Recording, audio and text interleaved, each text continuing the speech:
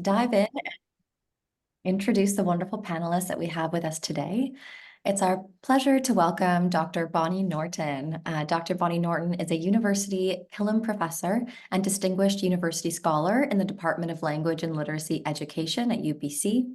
Her primary research interests are identity and language learning, critical literacy, and the Global Storybooks Project. She is a fellow of the Royal Society of Canada and the American Educational Research Association, and was elected BC Academic of the Year in 2020. For more information about Dr. Norton, you can visit her website, which we've shared in the chat. Joining Dr. Norton today is Dr. Liam Dohorty, a language educator teaching in the Department of Asian Studies and a research associate in the Department of Language and Literacy Education here at UBC, with a particular interest in digital literacy and multilingualism, corpus linguistics, translation and identity, language socialization and heritage language learning, and the use of open, data-driven digital tools to help better understand, learn, and teach languages. We also have with us today Dr. Sara Florence Davidson. Dr. Sara Florence Davidson is a Hayter-Settler Assistant Professor in the Faculty of Education at the Simon Fraser University. She has a PhD in Literacy Education, and her research focuses on Indigenous pedagogies, literacies, and stories.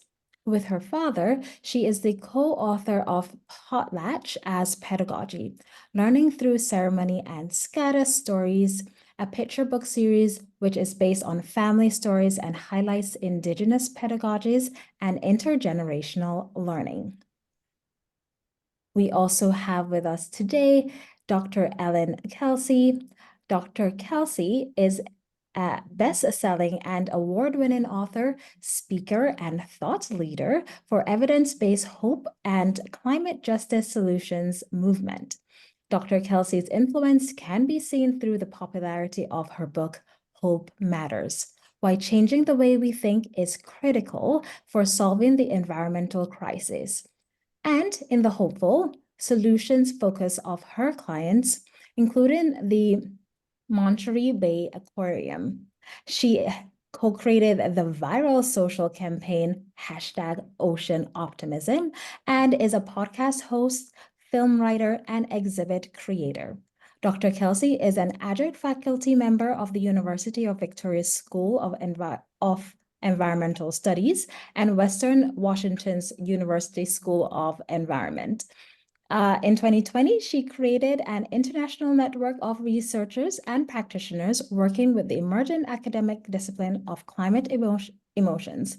For more information about Dr. Kelsey, you can visit her website, which we have shared in the chat. Awesome. Thank you, Kalisa.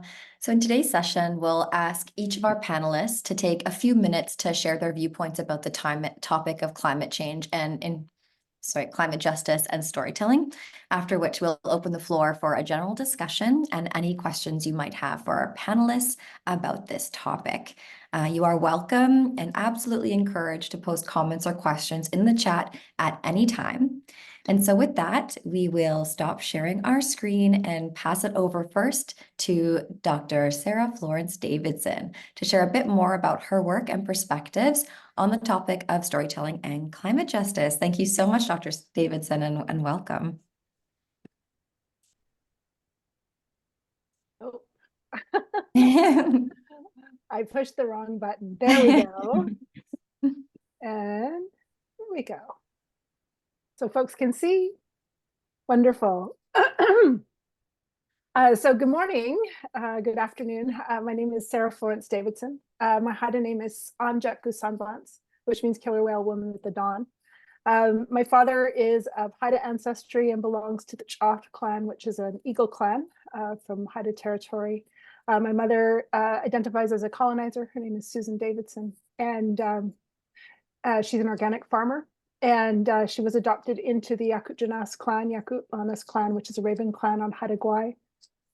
And so my brother and I belong to the Raven clan, the Yakut clan. I'm joining you today from the unceded territories of the Katzie, Kwantlen, and Semiahmoo peoples. And I'm really interested to join in the conversation today. This is an area that I definitely don't often see my work or see participating in a conversation. I'm always eager to learn about this area. And so when I was invited, it was a really interesting opportunity to reimagine the work. And so I was invited to share about magical beings of Haida Gwaii, which is a collaboration I did with my stepmother, Terry Lynn Williams Davidson, and returning to the Yaccoon River, which is a collaboration with my father. So you'll see on the screen the magical beings of Haida Gwaii, which is a really lovely adaptation. My stepmother is an environmental lawyer. Among other things, she's a singer, she's an artist, she's many, many things. But she had this vision of wanting to bring our traditional supernatural beings, Haida supernatural beings, to the children of Haida Gwaii and beyond. And so her work is really imagining, in this particular project, imagining our supernatural beings, if they existed today, in sort of contemporary reimaginings of those supernatural beings.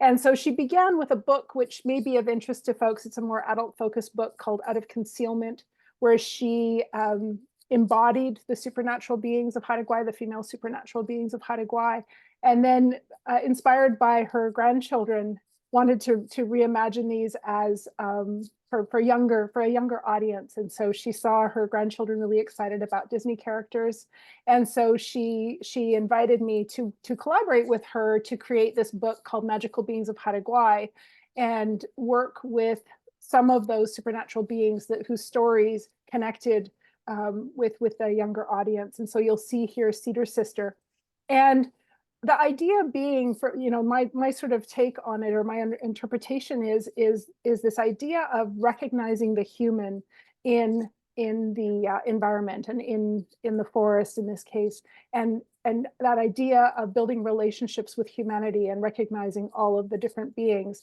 that exist. And so what excited me about this book is that the possibility to bring those ideas to a younger audience. And I would like to just read a quick excerpt, but I invite you beforehand to take a look at, so the Cedar Sister has been created by Alyssa Koski. You'll see the background, which we had Judy Higelman, who spent a lot of time living on Haida Gwaii and really understood the environment. It was very important to us to have a reflection of the environment that people would see if they went to visit Haida Gwaii. And you'll see hiding, if you're able to get close enough to your screen, in the right-hand cedar tree, there's a face from one of my father's masks that's made of cedar. And so there was a graphic artist, Pauline, who worked to put all of these ideas together. And so what we say about Cedar Sister, it's got poetry. And so this is the poem about Cedar Sister. She is the older sister to women and the ally to warriors. She exists in every part of our lives. She protects us, provides for us, and teaches us to draw strength from our community so that we can always give back. She teaches us to listen for the voices of our ancestors so that we remember their teachings always. And so there's a connection to our traditional belief system and a traditional commitment to protecting and living in relationship with the environment. The other story, Siri is participating now. So the other story that I wanted to share, or that I was invited to share with you, is called Returning to the Yaccoon River. And it was a collaboration with my father. It's part of a series of 4 books that really feature intergenerational learning. And 2 of them are connected to learning from the land. And so this is the second one. And it is focused on my own experiences growing up and I didn't grow up on Haida Gwaii, but I went back for frequent visits. So on the left here, you'll see my brother, Ben Davidson, and myself there as young children. And then behind my brother is Leslie, my cousin. And so this story was based on our experiences as children going to the Yaccoon River. And it wasn't until it came time, I sort of proposed the idea. It wasn't until it came time for me to actually write the story that I realized I felt a deep commitment to making I would say to committing to protection of the environment. I didn't realize how this story connected other than when I tried, when I was trying to capture it, was because I wanted people to know that we had this experience that people don't tend to have anymore. There's been an impact on the fish supply, so the salmon aren't there at the Yukon River. People are not spending. We have different commitments, and we do a lot of things virtually and very quickly. And so this was a recognition of this time that was really governed by the tide. It was much slower. It was a time to connect with family, connect with the land, and to be in that place, learning from the land, learning from older generations. And I included these images here because this story is reflective and it is based on those experiences. And so I'll read you a little bit here, and then I think I'll pause and pass to the next person. But just to give you a little idea, the idea with this story, and again, it wasn't until I had the moment of reflection, was to capture this moment in the hopes that the young people of today would be inspired to try to find a way back to this what we were doing in that time, and to protect what is left, and perhaps think about how can we bring those salmon back, and bring these experiences back, and bring these priorities back. So this story begins with, my brother and I live away from the land of our ancestors, but every year we return to the Yukon River, just like the sockeye salmon. At night, we sleep in the caves of mountains of blankets and wake as the early light makes its way across the curled pieces of linoleum nailed to the cabin floor. Each morning, we run with our cousin to get the tiny boxes of cereal that we are never allowed to eat at home. The grainy taste of the powdered milk is masked by the cereal's sugary sweetness. Clocks have no meaning at the river.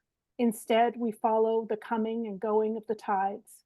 This morning, my father and uncle will row out with the tide to the mouth of the river to set the nets. Hawa.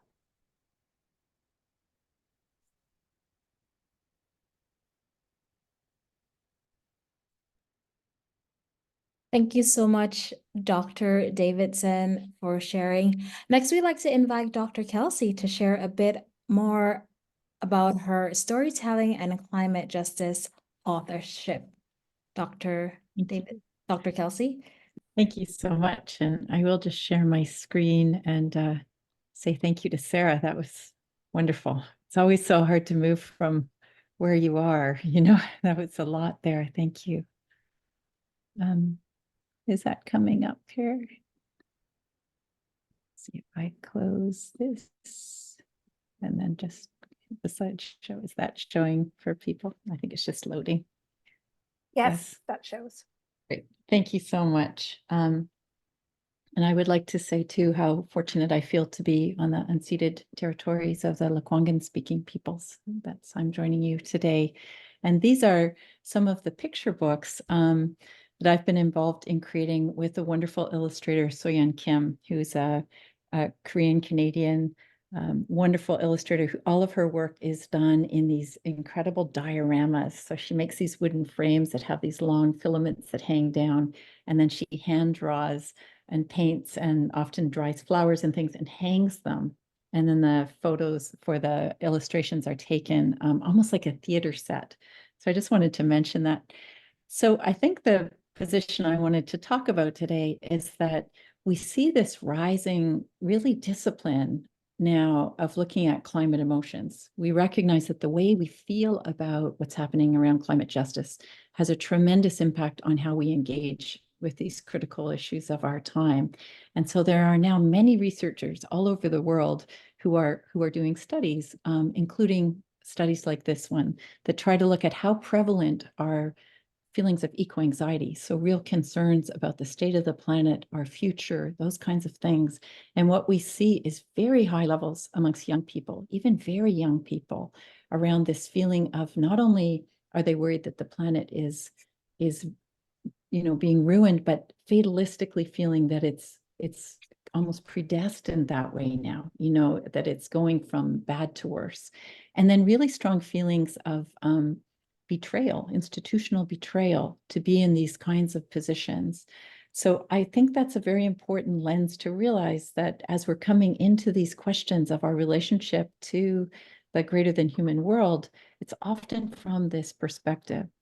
And so one of the things I think is really critical to all of that is noticing and nurturing our own resilience within ourselves, within community, and across other species. And so all of the books that I work on for children really are coming from this perspective of that we are one of 8.7 million other species that also have active responses to what is happening. And I think I want to be really clear that in no way am I saying that means whatever's happening is okay, that we don't have a uniquely human responsibility. But I am saying that recognizing our interconnections, as Sara was talking about, that human place within the environment is really critical to all of that. So I thought I would just share a few examples. So in Wild Ideas, what we're really trying to do is talk about creativity and how problem solving is a normal part of life, whether you are, a human or a red squirrel or a humpback whale. And so we know, for example, that humpback whales form these incredible bubble nets. And because they're very social in the way that they collect food, that's an amazing thing. That's a tool. Bubble nets are a form of tool. But it also turns out that humpback whales all over the world are recovering right now faster than people predicted. And some of the humpback whale researchers say it's because they're actually very good social networkers. Because they're collective, they're able to see what works well, and then they pick it up and use it well. So I think these ties, all of these books are based on first-person interviews with scientists. So even though the language is poetic, it's based on this kind of science. And the more whales, better for the ecosystem and better for climate change. So the World Economic Forum now places a value of each whale at between $1 and $2 million in terms of its impact on carbon capture. So really interesting ideas around stories of change, that humpback whales were very endangered in many places, and now many populations recovering very quickly. In You Are Stardust, we're really trying to just get across the idea that you are nature. Whether you are strapped into a car seat or not, you are nature. And it turns out by interviewing palynologists, people who study how pollen grains move, that we are also pollinators. So this line, your breath is alive with the promise of flowers. Each time you blow a kiss to the world, you might spread a plant that might grow to be my text is hidden behind there, but essentially we're pollinators. And that's a really important idea to think about, that we are that too, or that just as forests grow new trees in place of old ones, a really resilient idea, we continue to grow skeletons through our whole lives. We get something like 13 complete skeletons over the course of our lives. So very interesting. And then ideas of friendship. Many other species get each other to babysit and those kinds of things, that we are connected within communities. And that really led to this book, You Are Never Alone. So many children feel very lonely. They feel very lost around these ideas. And so talking about, trees bringing their wonderful, canopies across and creating safe places for us, safety in terms of mother trees and the ways in which we have these incredible root fungal networks that join the forest together, safety for the trees, and also amazing research like this that shows more trees on a street, actually the less crime, which is a real justice issue. We now have maps where we can say who gets to have trees on their streets. So these kinds of ideas are underneath those. And then, work like this, it says, gaze into your dog's eyes and you both feel a rush of love. That's a beautiful sentiment, but it's based on this research, which is that when we look into a dog's eyes, we actually have this oxytocin drop, which makes us feel love the same way that we get when we look into our baby's eyes.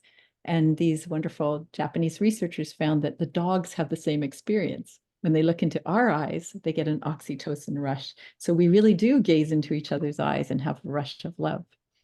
And then finally, in A Last Goodbye, what we were looking at there is that there's a lot more research now showing that we are not the only species that grieves or that offers support at end of life or during illness. And so here we have, when it comes time to say our last goodbye, I will wrap my trunk around you and support you with my tusks. Or later in the book, and when you die, I will tenderly stroke your body, lie down beside you, and keep you close. These are real things that these species really do. And it opens up an opportunity to talk with children about, that idea of community and comfort and the capacity and sentience of other beings, and the emotional landscape. And so again, I think this idea of how we are all connected is really an essential part of how we talk about community and issues of justice. I just wanted to touch one of the first books, kindly, Calissa, in the introduction was talking about that I'm working in evidence-based hope. And what I mean by that is the kinds of things that are moving in the directions we need them to be going in so that we can amplify that action. Because we know that with high eco-anxiety, we tend to feel really strong feelings of doomism, which are very disempowering. And so this book I wrote many, many years ago, but it's again based on first-person interviews with scientists about things that are moving in the direction we need more of. And that book has gone on to be interpreted in many languages, as have many of the other picture books. And then just a brief mention of, as Calissa again was very kindly saying, this is an adult book, which I wrote a few years ago, which is really making this case that our emotions are really critical to the way that we engage, and we need to create safe spaces to share those emotions, which is something I think picture books really do. And we need to be thinking about our own capacity of resilience and the resilience of other species so that we see that things are not just stuck and fatalistically ruined, but that there are things shifting in lots of directions. And so I'll stop there, and I look forward to the next presentation and to the conversation. Oh my gosh, thank you so much, Dr. Kelsey. You gave us all so much to think about, but I really appreciate that you're shining a light on eco-anxiety and the power of, problem solving and emotions and research-based storytelling, which is such an interesting kind of intersection in order to kind of transform our relationship with animals and nature. I was feeling emotional as you were speaking. It was just very, very powerful. So thank you for that. And we will now invite Dr. Bonny Norton and Dr. Liam Dohorty to share their work and perspectives with us. So Dr. Norton and Dr. Dohorty, if you're ready, you can take it away. That's wonderful. Thank you very much. And I'll begin by thanking you, Jamie Lee, and also Calissa, for the opportunity to share our work in this forum, and to say how privileged I am to do so on the unceded traditional territory of the Musqueam people. So Liam Dohorty and I are going to be presenting some joint work that we have done that addresses what we call the Global Storybooks Project. But before I share my screen, I do want to make a few comments on what I've heard thus far, because as you hear what other people have said, you kind of reconnect to some of your ideas. And I just first of all want to say what a privilege it is to be working with, to be on a panel with Sara Florence Davidson, since we have worked together on the Indigenous Storybooks Project, which we'll introduce very briefly today. But I also had the privilege of going with Sara to Haida Gwaii, and what an amazing privilege to actually spend time with her and to learn from her. Also, I just wanted to note with regard to Elin, there were two things that Elin had said that resonated with our work. And the first is the stories have the capacity to transform. And this is a really important point educationally, that we can turn to stories to transform ourselves and our worlds. And it's wonderful that you also brought up the issue around trees, because this is certainly one of the topics we're going to be talking about in our presentation today. And in terms of framing that presentation, I'd like to draw your attention. Some people might know we have an amazing scholar and physician actually living here in Vancouver by the name of Gabor Mate. I've been reading his work extensively and watching many of his videos.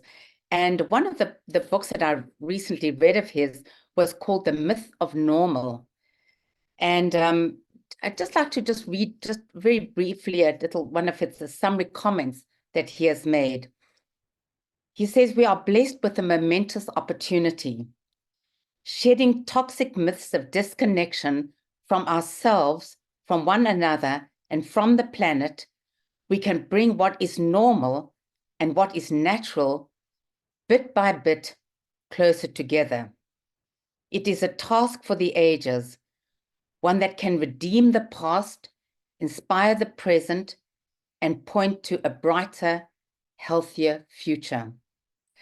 And this got me thinking about the notion of what is normal and what is natural. Because so often what is normal ultimately can be a social construct, part of the ideological framework that we are brought up in.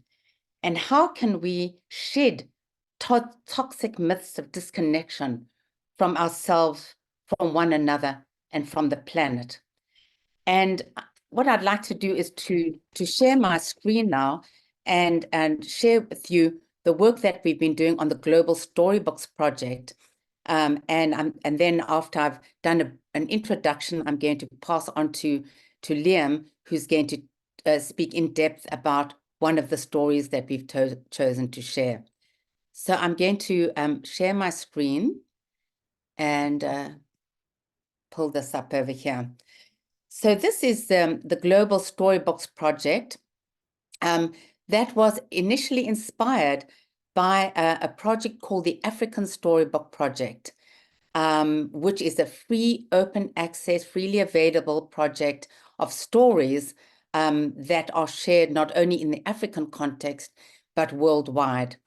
And with the team here at UBC, we have repurposed a number of those stories for wider dissemination, not only here in Canada, but in many different parts of the world. But we use not only those African stories, we've certainly got Indigenous stories and stories from other regions of the world. But one of the principles behind Global Storybooks is the free sharing of information. And so often we find that information is shared from the global north to the global south. And what we've done in this particular project is shared remarkable stories from the global south that have relevance to the wider world. Not only, of course, south-south, but also south-north. So the Global Storybooks Project and at globalstorybooks.net, people are well invited to go and check this out. But I wanted to just share with you that we've got featured sites. Everything is freely available on the site with African languages, Storybooks Canada, Indigenous storybooks, youth and adults. We worked in Mexico, Norway, Indigenous parts of Mexico and Zambia. We also have language teaching resources, many different languages, Arabic, Chinese, English, French, German, Spanish, Swahili. And we have also many community projects in different stages of development with stories freely available throughout every region of the world. And what I'd like to do is perhaps just take you to the Storybooks Canada site because this is one that we've done a great deal of work on this particular site. And you'll see many of these, 40 of these African stories, beautiful stories, many of which actually index the relationship of humans to the wider world. And you can see looking at counting animals and look at the animals and the hungry crocodile and cooking and weather and my body and why hippos have no hair. And Collide talks to plants. I hope you will go and check these out. But the one that we wanted to focus on today is a story called A Tiny Seed, the story of Wangari Maathai. And Wangari Maathai was, Maathai at least, was a Kenyan scholar and an activist who won the Nobel Peace Prize because of her work in that dealing with trees and the planting of trees for people in Kenya, but the inspiration that she has been to many other parts of the world. And I'll just show you it so that and then I'm going to pass on to Liam, that you'll see that that we also in this site, we've got audio. In a village on the slopes of Mount Kenya in East Africa, a little girl worked in the fields with her mother. Her name was Wangari. So this story is available, and not only in English and French, but also in many, many other languages that are spoken throughout the world. And so through this open access site and the many different languages that we've translated and used for translation purposes in the project, we can share ideas about the planet and about climate justice with many other communities worldwide. So I'm going to stop sharing, unless perhaps I'll just stop sharing and pass over to Liam, who will discuss this story and other points as well. Thank you, Liam. Thank you, Bonnie, and thanks everyone. Alison, thank you to LDDI for inviting us. I will share my screen, as Bonnie mentioned, and talk a little bit more about this particular story, which just as it happens, as Bonnie was saying, happens to be a story that we included in the collection, but is also about a quite famous environmentalist, politician, and environmental activist, Dr. Maathai from Kenya, whose work with the global Greenbelt movement really sparked an enormous amount of reforestation work in Kenya, so addressing issues of global deforestation and so on, and who also, as it turns out, Bonnie mentioned the African Storybook Project, and sort of it's kind of interesting, the coincidence that Dr. Maathai passed away just around the time the project was starting.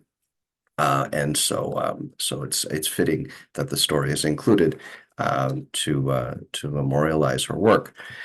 So the other thing, of course, is that as the story ends up talking about, is that Dr. Maathai won the Nobel Peace Prize in 2004. And despite that, I hear remarkably little about her work, and which is a bit of a shame, particularly in schools, and perhaps it's different in different places, but I sort of would hope that this is shared more widely, since her work is of great relevance, I think, to the world and to this particular topic of climate justice.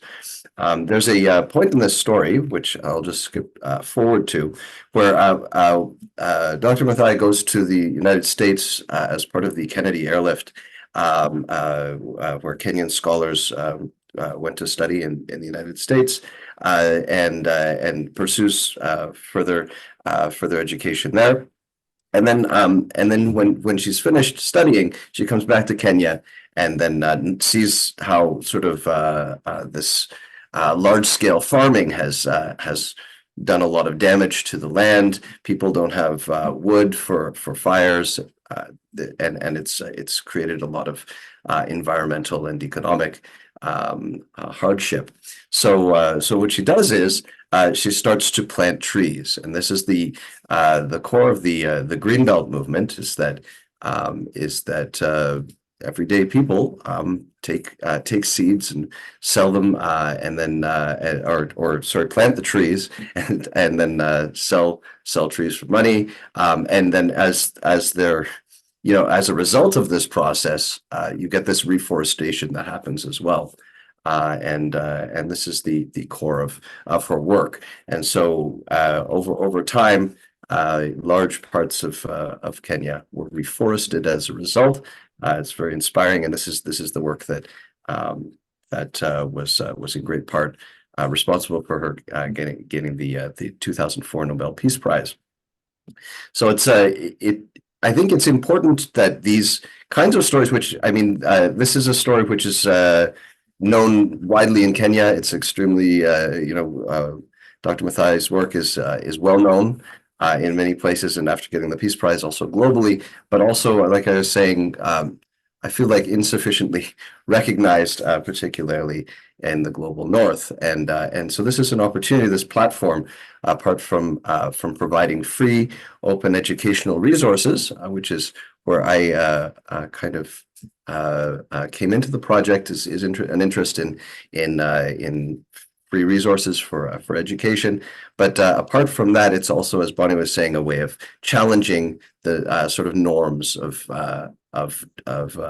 information flow. So typically stories in a lot of, particularly a lot of development projects, will be written in the West or the North, the global North as it is, and then they get shipped over to the global South, and that's been the way it is for quite some time. And with these projects, coincidentally, the African Storybook Project, but also projects in India and Cambodia and elsewhere, just coincidentally seem to have arisen out of the global South, out of a need for open educational resources, out of a need to share resources for education, rather than hoarding them behind copyright in a way that they can't be easily shared.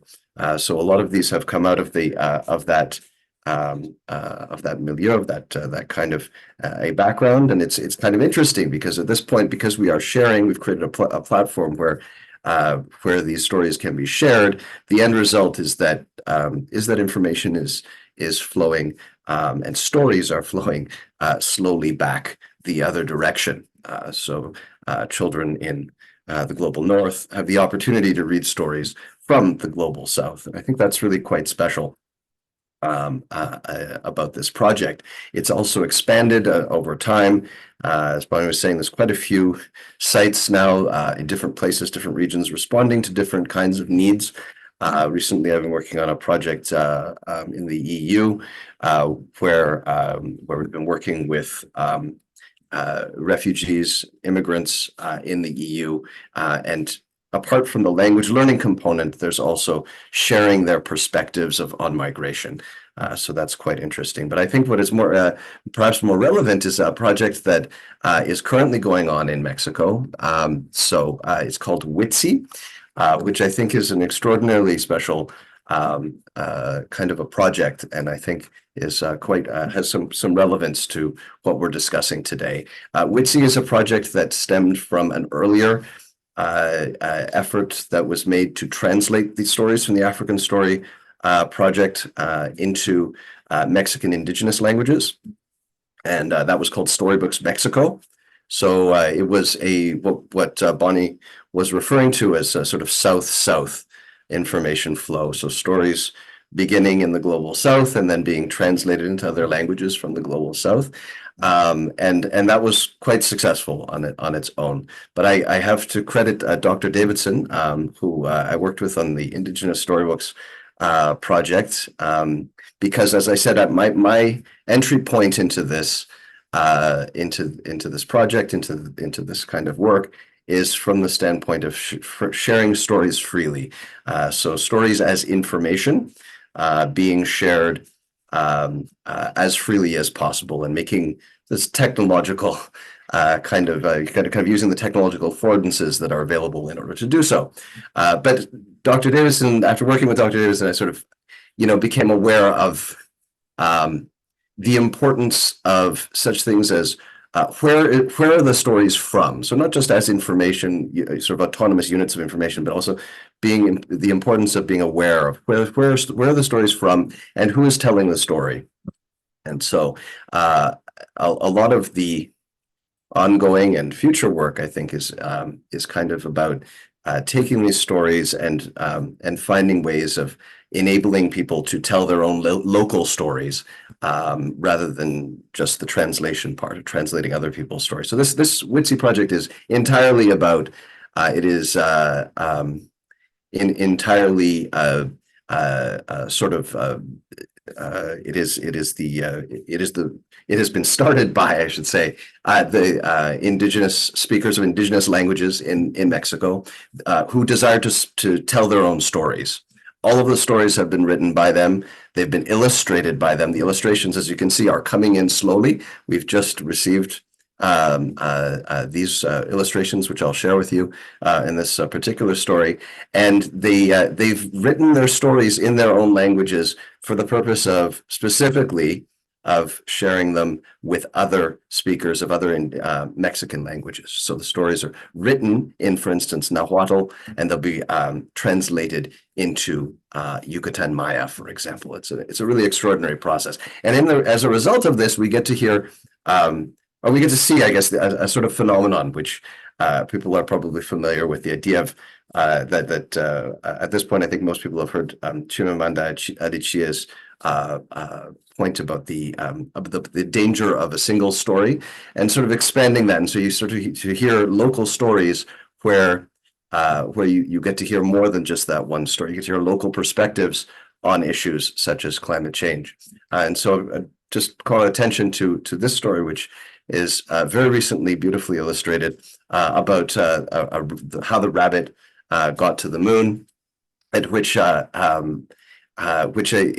been translated into numerous in indigenous Mexican languages now, and which tells a story about a farmer who was working in the field every day, clearing the land, sort of clearing out vegetation and cutting things down, and every day that vegetation would grow back. It would be put back where it was, and he couldn't figure it out, and so he stays up one night and finds there's a rabbit who's been restoring the plants, and they have a kind of a conversation about this activity that he's doing, about clearing the land, and it kind of progresses from there. But I think this is, to me, really extraordinary. It's not the stories have not started from I can say from a traditional perspective, like where the arc of the plot has been previously determined and sort of following a particular progression. They are local stories. This story in particular is from the Nahuatl tradition, Nahuatl de la Huasteca, and so they reflect local values and local knowledge. And I think that's the result of this kind of work is quite extraordinary, and fits in well with the quote that Bonnie shared earlier from Dr. Mate about challenging the kind of global norms that we've become used to in terms of who gets to tell stories, which stories get to be told, and which stories get to be shared. So I will leave it at that. There's a lot more, of course, we can say. This project is ongoing. It's something that, as you can see, some stories have illustrations, and there are more illustrations coming in all the time. But it's something that I think is important work to be continuing. Thank you very much.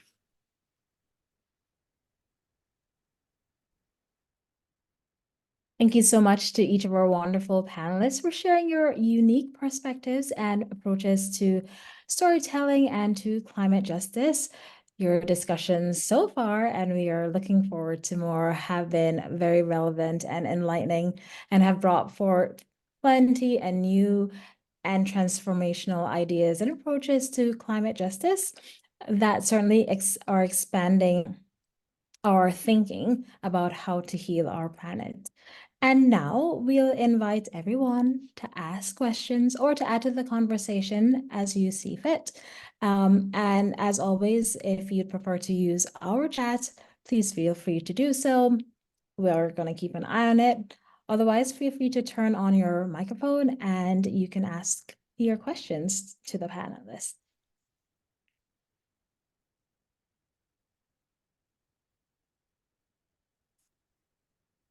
Maybe just quickly before the questions come, I was really intrigued, Ellen, by your Last Goodbye book, and I wrote a book about my brother, and it's called Dancing with Our Ancestors. And I just what I love about your approach is sort of this idea of learning from animals and learning from beyond what the work I do is interviewing people and interviewing family members to learn more.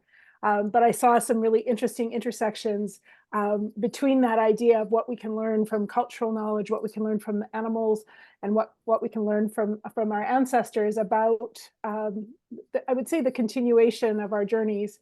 And so I just wanted to comment on that, because it was just it was such a powerful sharing that you shared with us. So thank you for that. Thank you so much, Sarah. I really appreciate that. And I think I was thinking about this issue that was coming up around specificity, so one of the challenges in that book, I really wanted to write the book in a way that one could read it as our own human experience through that journey, or through the perspective of other species. And yet I wanted it to stay based within a particular understanding of research that's been done on because I think that's what's so extraordinary, that these things are real and they actually occur. And one of my dilemmas was I had in the original text, just thinking about storybook writing or fiction book writing, was I was naming the species because I wanted that specificity, but that was really working against the desire for us to be able to read that in whatever way speaks to us. And so again, it's wonderful to have great illustrators. So Soy and Kim came up with a way to have within the back matter of the book, well, essentially within the, what am I trying to say, the front and back, so that you can easily see the names of those species. And we specifically chose to include their scientific names as well, so that we were suggesting that specificity without it belaboring the text. So I appreciate that. And I also really appreciate the complexity of making books that try to do all of these things that we're all trying to do, and how it is so much of a collaboration between what we remove. I think that's my biggest dilemma in trying to speak about other species, is that is challenging perhaps that beautiful way of talking about what is normal. We have these assumptions, and so you're always trying to move against them with whatever evidence-based ways we have without belaboring it, so thank you. You're making me really think about that.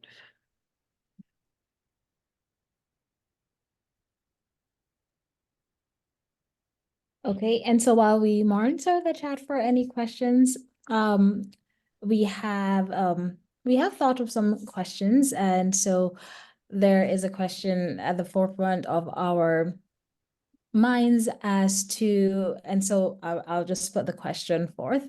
And so in your experience, what are the through lines of an effective story or narrative to connect with not just the minds, but also the hearts of the readers who might feel disenfranchised or disaffected by the climate movement?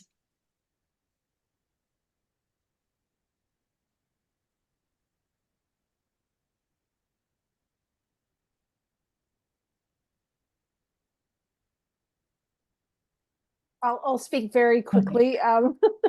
That's a very tricky question. I'll just maybe bring it back a little bit. When I'm thinking about sharing stories, I really want the reader to be immersed in the experience. And so, because I feel like that's how we inspire action or inspire, and the stories that I share are, I share them with the hope that people learn from them, even though it's not laid out like lessons. And so, there are certain things that I do. I don't use names.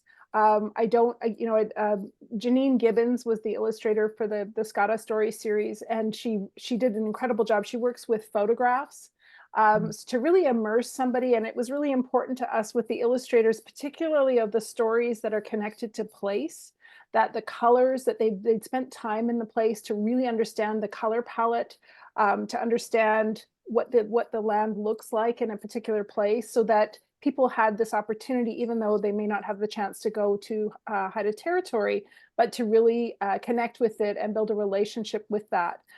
So being really cautious to provide kind of an opportunity to witness what's taking place in the story, But to imagine, you know, I use things like my cousin, my brother, my, you know, but not offering names, and so that the reader can really immerse themselves in those experiences.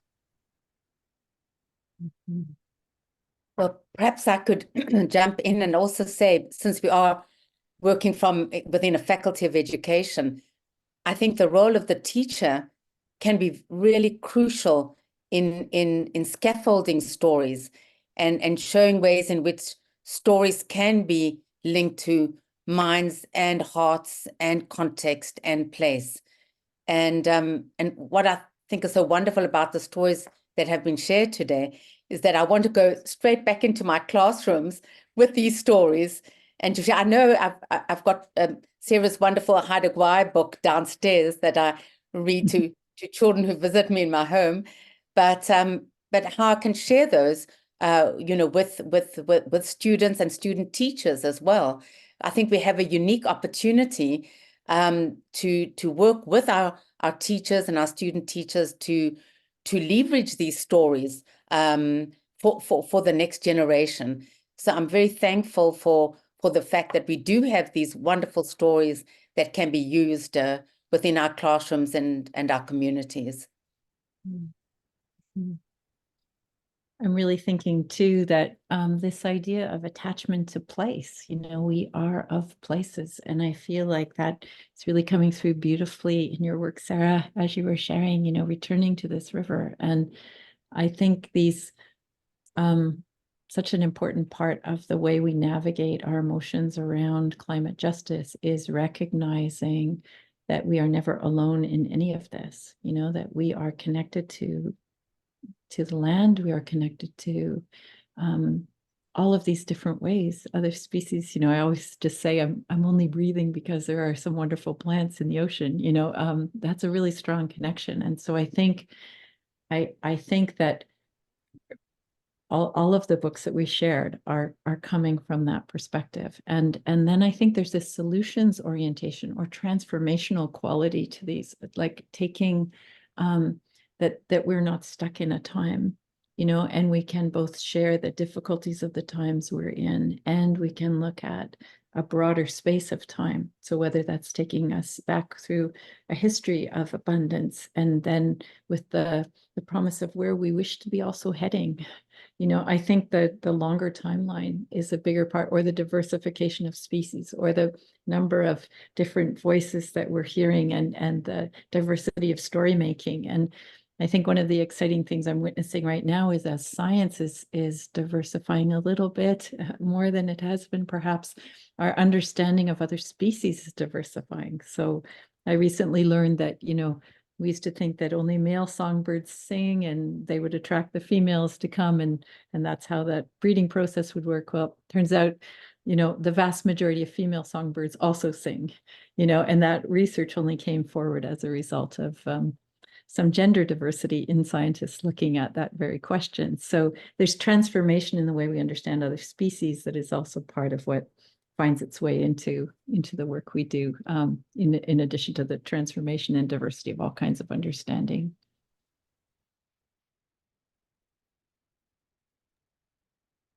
I'm going to jump in here as we wait for questions to continue, and it's branching off of the conversation that was just had, but also coming back to your presentation, Dr. Kelsey, kind of related to eco-anxiety.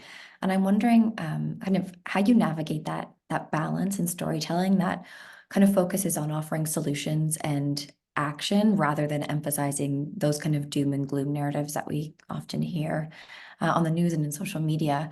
And in your experience, what impact this has on addressing eco-anxiety and also inspiring kind of meaningful engagement with climate issues? I really appreciate that question. And I'll tell you, when I was first trying to publish Not Your Typical Book About the Environment, which was to be a hopeful book, and that was about 20 years ago, I guess, I could not get that book published, even though I had published a number of other books. And it's because publishers would say to me, if it is hopeful, it can't be about the environment. Like they would say that directly. So we have essentially taken at that point, an entire genre of books and relegated it into what Eve Tuck would call a pain story, you know, that we are trapped within just the importance, absolutely important part of understanding what's broken, but stopping there rather than looking more fulsomely at what is the complexity, the complicating the narrative. And I think what we've seen in the ensuing years is the rise of solutions journalism, for example, that says, we know that less than 3% of all media we hear about climate even mentions a solution, less than 3%. So we are not in a balanced circumstance. We're in a very off-balance circumstance. And the result of that, with solutions journalism rising, which is rigorous reporting, not only about what's broken, but also the steps people are taking around what's broken, their whole point is to complicate the narrative. And I think that's a very commonality of what we're talking about today is the necessity to complicate these narratives so that we see the complexity of the issues we're facing and the emotional landscape in which we're facing them. And Bonnie said earlier about the social construction of things. I think one of the challenges of doomism is that it is absolutely a felt result of the urgent crises we face. And it is a social construction of the fact that we hear so little about solutions when it comes to climate. And unfortunately, that same focus is in how we teach about it in schools and how we hear about it in universities. And we now have significant research showing that students who are taking environmental studies, for example, in universities in many parts of the world are at higher risk of emotional and mental distress because they are only hearing about problems and not that fuller story. And so I think it's a really an important aspect of really recognizing we aren't telling a full story if we only talk about what's broken, and we understand why we're doing that. It's because it's urgent and it's important. But we know in ourselves and from lots of research that the way we really stick with tough things is when we find meaningful purpose, when we feel part of a supported community, when we have pride around what we're accomplishing, when we, there's lots there, and that fear and shame, which can be ways of calling out an alarm, have a place, but they are not how we stay connected. So I think these stories are extremely important that talk about how have others done things, or how are others doing things, or how do other species also recover as well as have problems? These sorts of questions. I'm wondering if I can maybe ask Bonnie and Liam if you noticed different themes. It was very interesting to hear what you were saying, Ellen, and I'm just curious if from those different communities you noticed different themes than what we might see in the global North storytelling traditions, and if there were different approaches or different themes that emerged from that project.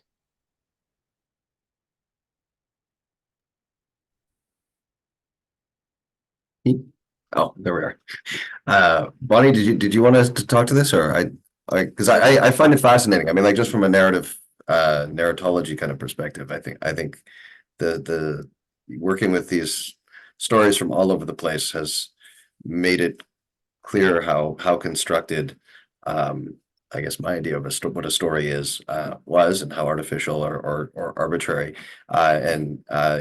stories are very they can be personal, they can be very local, they can share traditional knowledge, but they also kind of embed ideas about how do you talk about events, and how do you talk about what's important to have in the context of a narrative. And does it need to have a kind of an obvious denouement, or some kind of does there need to be a problem that's resolved? Does there need to be any closure? I mean, like, a lot of times things will end in a place that I wouldn't naturally think they should end, and things like this. But the focus is absolutely, I mean, I think you could do a whole study on how different stories are, and somebody has probably done this, but this particular corpus of stories, about how different the stories are, particularly the ones that are being developed now. I mean, WITSI is a project, the one that I was talking about in Mexico, that where the stories are organically being written as we speak. I mean, like, people are writing them, they're developing them, they're illustrating them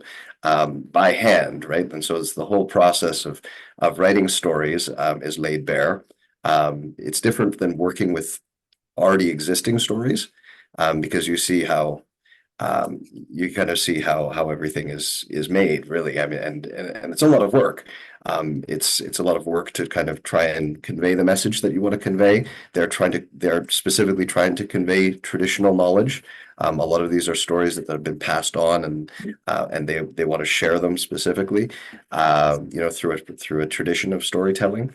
And just, I mean, it's actually fascinating to see what that looks like in that case. So yes, I mean, absolutely, your guess is correct. There's a lot of differences, to make a long story short. Perhaps I could also add to that, which is that so much, particularly in the African context, stories have been oral stories. And I think this may well be true in perhaps the indigenous context and many other contexts. But I think there is a recognition that if we want to share stories, there is a place for image, there is a place for print, there is a place for the digital, because we're leveraging technology in order to share those stories. And I think what we saw today in the examples that Sara and Elin shared was the power of the image and how the image speaks to the central ideas of the story. And maybe we need to, well, for one thing, we certainly need to acknowledge the central role of illustrators.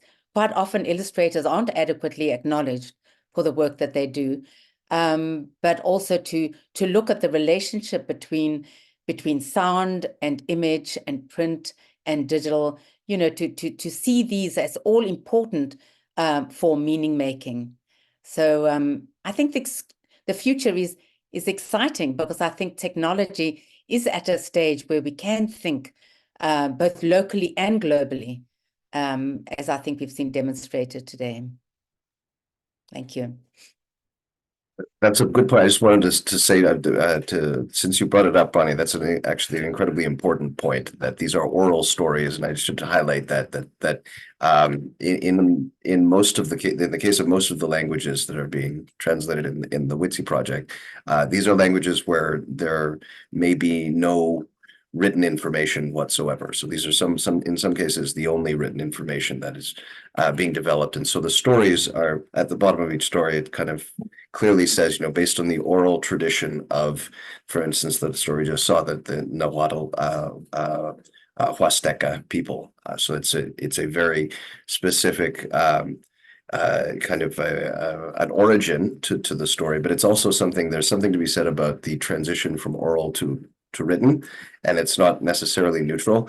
There's something that is different about an oral tradition and a written tradition. So I don't know what will happen when the stories are written down, if that changes any aspects of the ecology of the storytelling. That remains to be seen, but it is important to acknowledge that. Thank you, Bonnie, for mentioning it.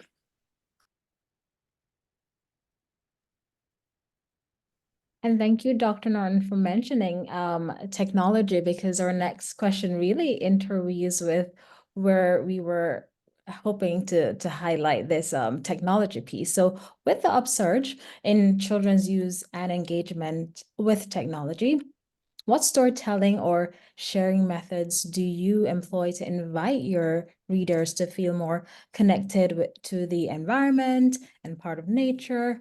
And how do you evoke the reader's curiosity to connect with nature and encourage them to take more stewardship of it?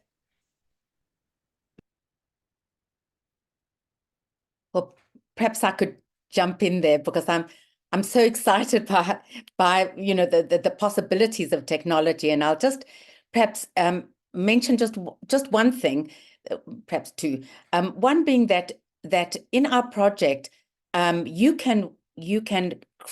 children can create their own stories. They can actually take the existing images from any given story and then create their own story. So I thought, I mean, isn't that a wonderful way of bringing children into the story making, that they can create their own story, or alternatively, they can begin with the story and then they can illustrate it in ways that make sense to them. So that's one way of I think we talked a bit about curiosity. I'm not sure if that was Sara, but You know, how do you build on the curiosity that children bring? And it links to the point that there's no single story. And you can take a set of images and create stories, and the story can create images. But I also want to mention the complexity also of translation. Because what we found is, you know, as we've taken a given story and then translated it into, you know, many other languages, it's a very complex process, because you see, of course, that language and worldview and understanding of the world, you know, it's captured in often in very unique ways through language, which is not to say that there aren't opportunities to broaden an understanding of a story through translation.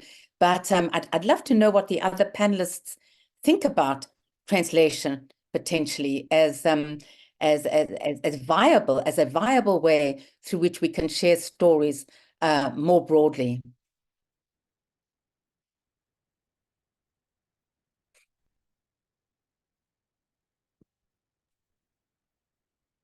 I'm eager to hear Ellen's experience, because it sounded like there was even the visual right there ready to go with the translations.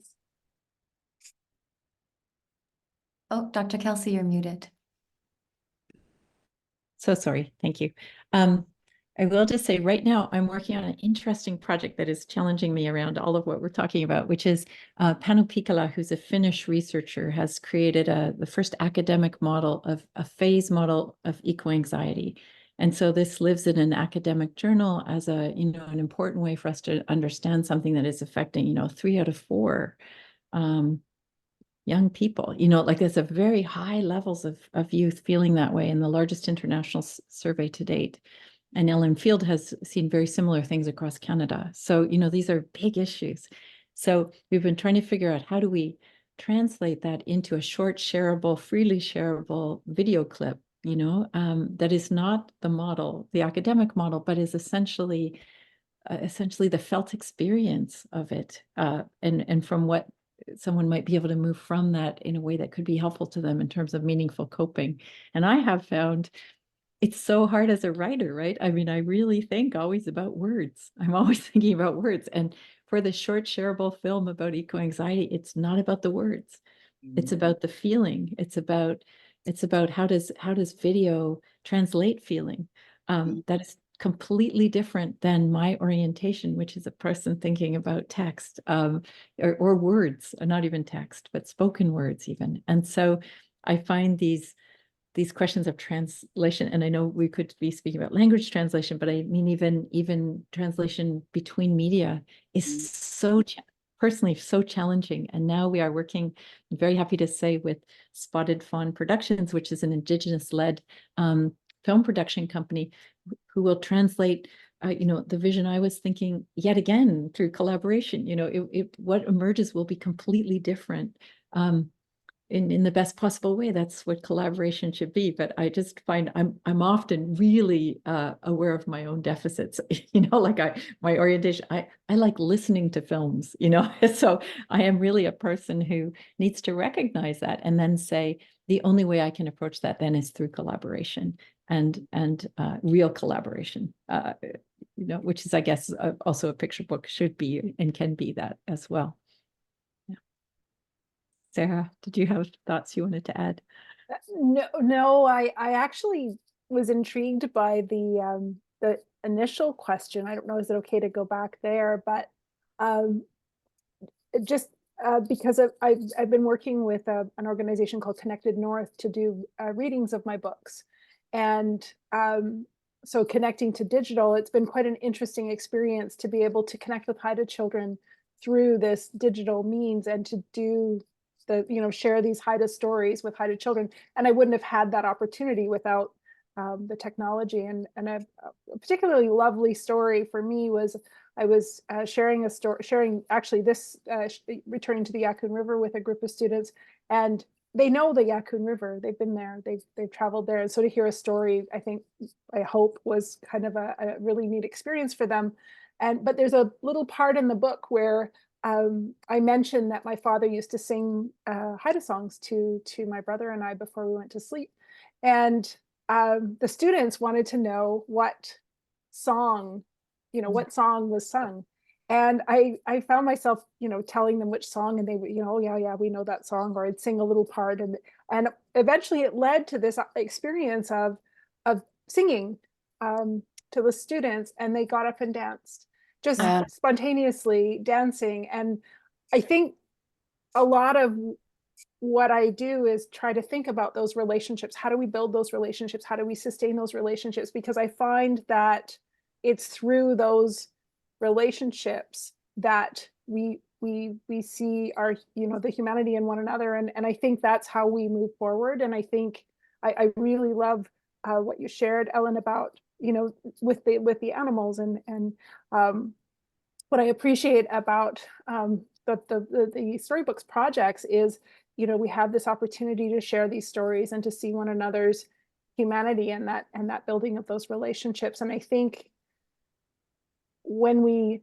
care about people beyond our home or our community, our nation, when we can care about people on the other sides of the world through those stories, I think that we can kind of recognize that we have this collective hope, and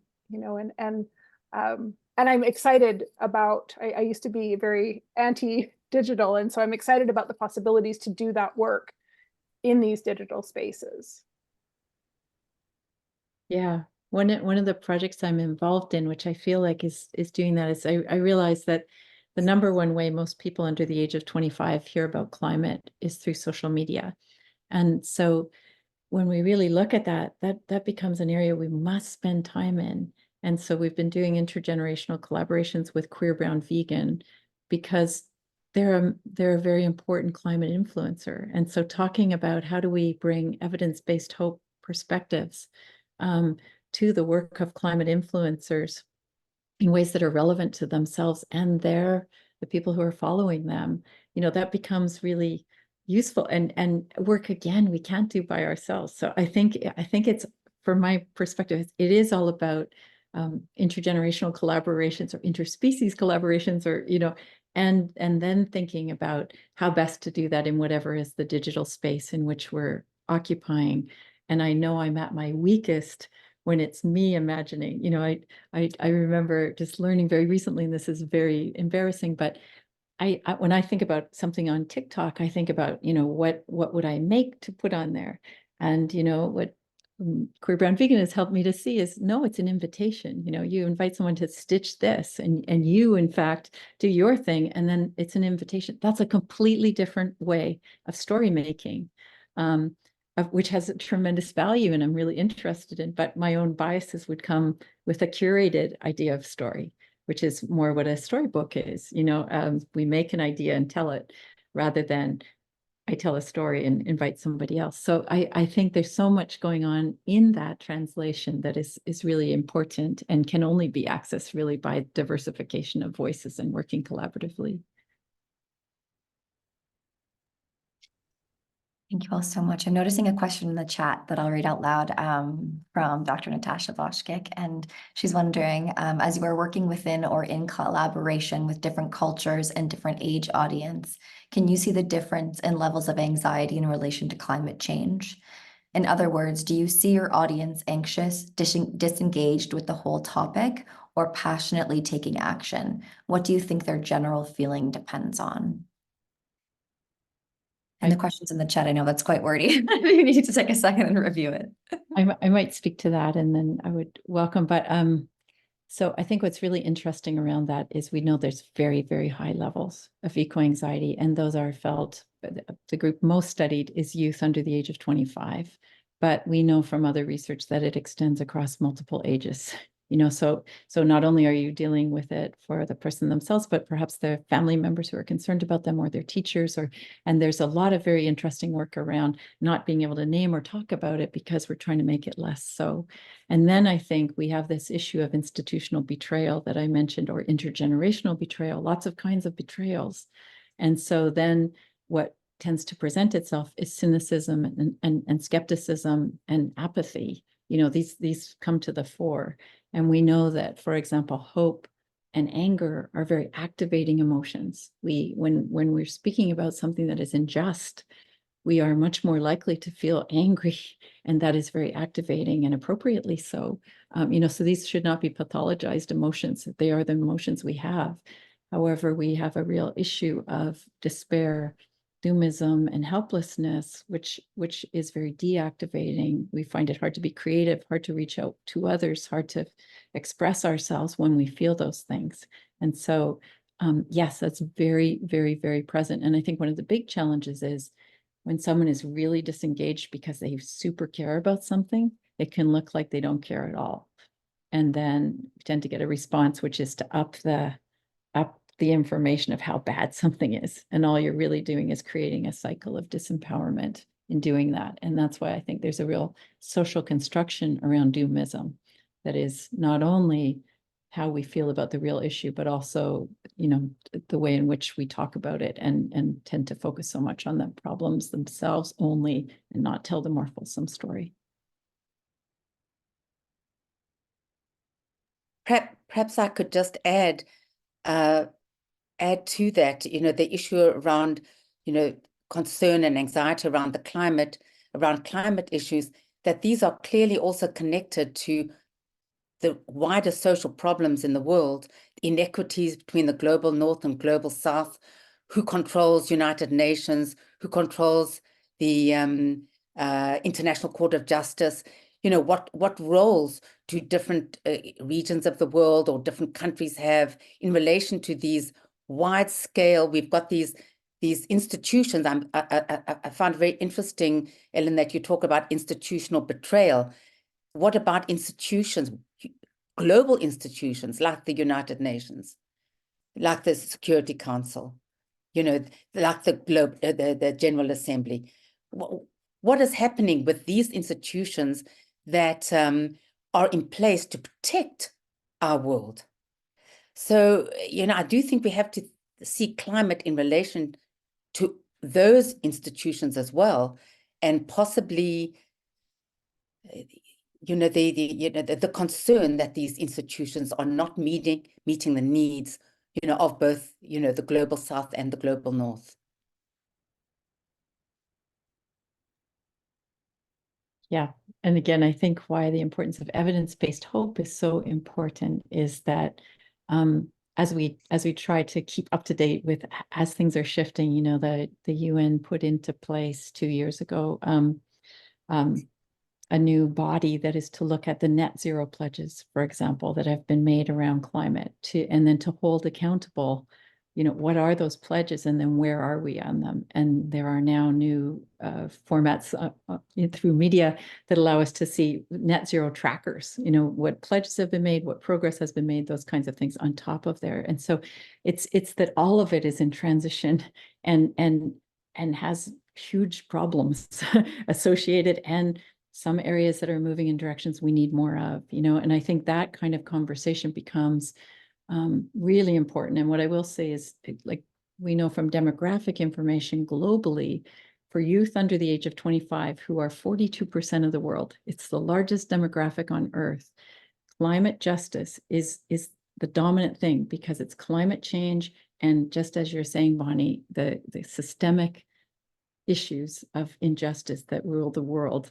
So those two things coming together are the dominant values felt across. And so that is a very pregnant and important landscape in which we're all operating. And then thinking about what are my stories around that, and how up to date am I on the stories around that at any given moment. That's why I think we need expiry dates on the things we talk about, because they're so complicated and so important that we can sometimes catch ourselves in that same fatalistic mode ourselves.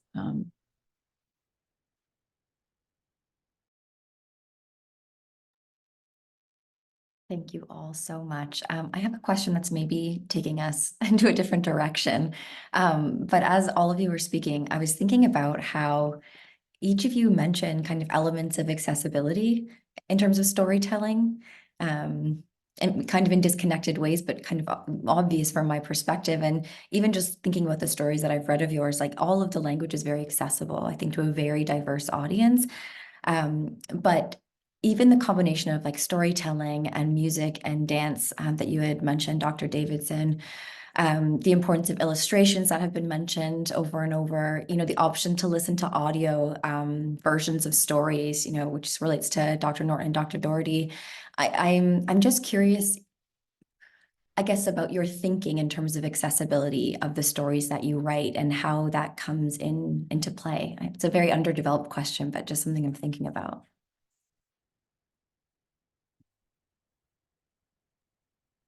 So I think that's a great question. I began the work with the picture books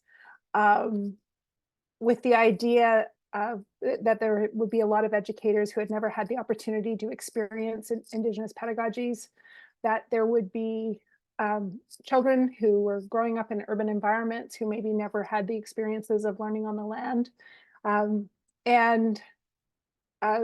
And the idea of working in the picture book meant that, I recognize I'm doing research that doesn't have a tendency to the universities prioritize a very specific kind of knowledge sharing. And my challenge was to think about how can the work that I'm doing and the research I'm doing be accessible to anyone, to everyone. It's very important to me that the books are available in libraries so that folks who don't have financial means to purchase them still have access to these stories. And it was very exciting to me to think about this possibility of sharing research in this way. And so it made it very, very accessible to, and a different way of thinking. I wrote a book with my father called Potlatch's Pedagogy, which is appealing to a very particular group of people. And I thought that the stories, the knowledge in these family stories was so important that I wanted it shared in a very particular way. And so I do see the opportunities through picture books to make it accessible to the widest range of audience possible. I also want to just mention with music, my stepmother has done explorations through music. And so Cedar Sister, do a little plug for her, is available on YouTube. She's got Raven Calling Productions. And so she's done some of these songs and explored these supernatural beings in songs. And I've shared those with students as well. And so I actually did recently a little unit, not a unit, a little centers, and one was focused on Cedar Sister. And so students had an opportunity to explore the art, the music, and the supernatural being. And so I think that as scholars, it's so important for us to remember that we're being funded by money that should, in my mind, means that we have a responsibility to ensure that the knowledge we gain is accessible to the broadest audience possible. And so that everyone benefits from what it is that we're learning. We're very privileged to have these opportunities to explore these ideas very deeply and to learn from others. And I sort of see it as part of our obligation to make sure that it's accessible to a very wide audience, as wide as possible. Thank you.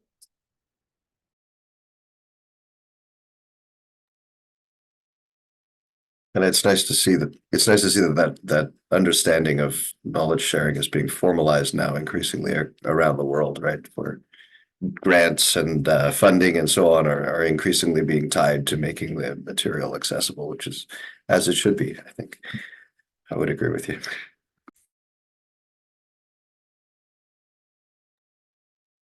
Yeah, I'm really thinking about accessibility of changing ideas, and one of the big challenges I think facing us when we think beyond humans is that understanding. Like I'm just thinking about, it turns out that almost all flowering plants are non-binary, but they were set into a scientific classification system by Linnaeus, which put them into male and female categories, right? So this, like, how we are accessible around these kinds of ideas. Do you know what I mean? Like I feel really strongly that children have a right to up-to-date knowledge so they can understand the ideas about the world that are actually out of date, or we're set within a particular colonialist framing or whatever. And I think that extends, I don't mean whatever in any derogatory way, I just mean that it extends beyond humans to all species.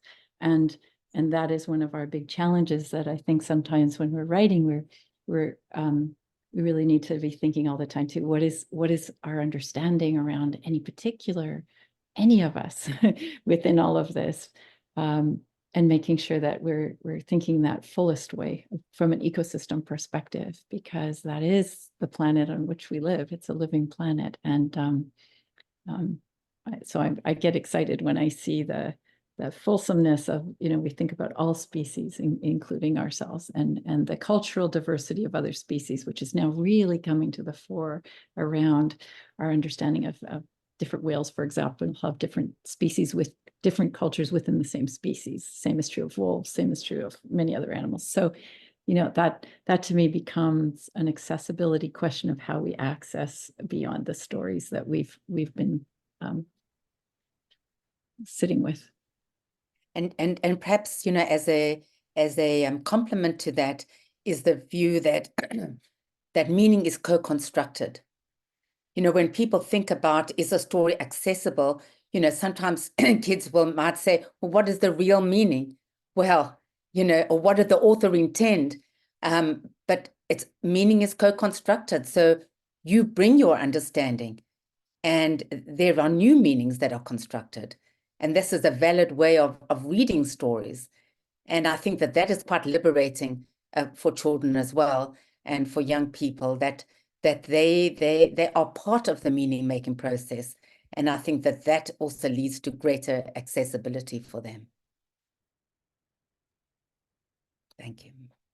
I think the whole discussion about accessibility and knowledge sharing is quite interesting, particularly in the context of technology, because we have regardless of the pros and cons, and they're definitely there.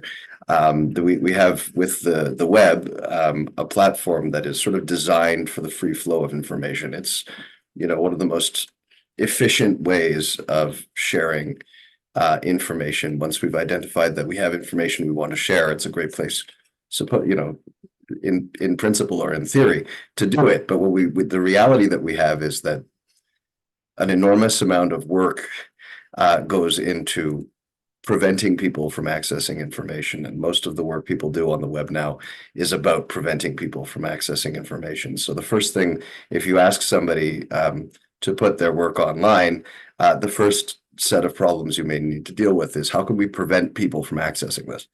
How can we put up barriers to people accessing this? What if people just download it? That's sort of the worst case scenario, is that somebody might access your work and share it, broadly, which is an amazing thing to think about, because the web was devised, from the perspective of that, that being a good thing, that we would want to vastly share information. And now it's just interesting that this is the opposite of what we have now. So obviously I can see amazing stories being shared, or like amazing information it's right there.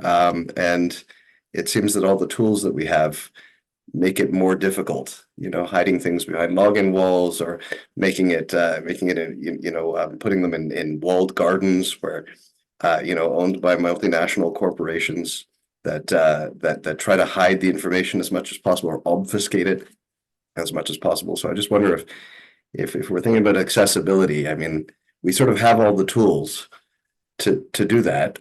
They're very basic tools. Text and images, even audio. This is sort of the bread and butter of the World Wide Web.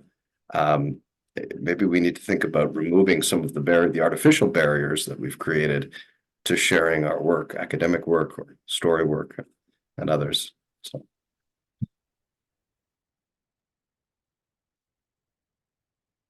Thank you so much. I think we're unfortunately, that's all the time that we have for our Viewpoint sessions today. Thank you so much.